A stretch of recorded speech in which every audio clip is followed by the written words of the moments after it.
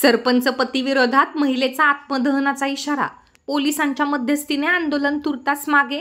8 दिवसात कारवाई न झाल्यास आंदोलनाचा दिला इशारा।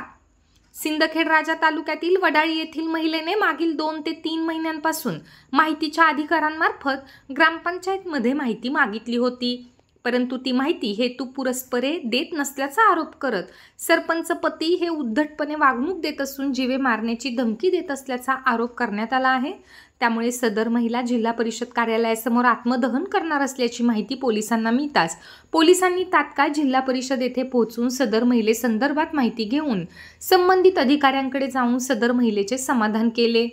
अधिकाऱ्यांनी 8 दिवसात कारवाई करतो असे आश्वासन दिल्यानंतर आत्मदहन आंदोलन तुर्तास मागे घेतले आहे।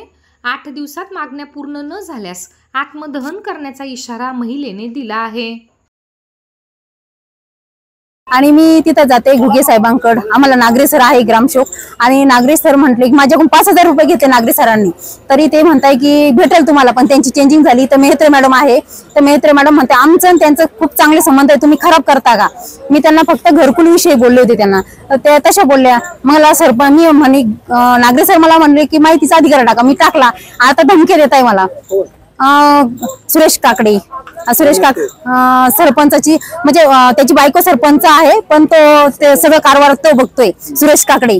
आणि तो बोलणं वगैरे लेडीज लावणं, जेंट्स लावणं, मागं लावणं, आणि त्याला मी काहीच नाही माहितीच मागितली ना, तर तो तसं करतोय। आम्ही घुगे साहेबांकडे गेलो, घुगे साहेब म्हणे थांबा देतोय। मी 3 महिन्यापासून खूप परेशान आहे त्यांच्याविषयी, तरी ते तसेच करताय। आता सरांकडे आली, मी पहिले 15 दिवसापूर्वी आले, ते सर म्हणे मी देतो, आणि आतापर्यंत मला एकही न्याय भेटलेला नाहीये। मग माझं म्हणणं आहे लवकरात लवकर पक्क्या घरावाल्यांना घर देतोय तो। दारू पिणं, त्याचे खूप भ्रष्टाचार वाढलेला आहे।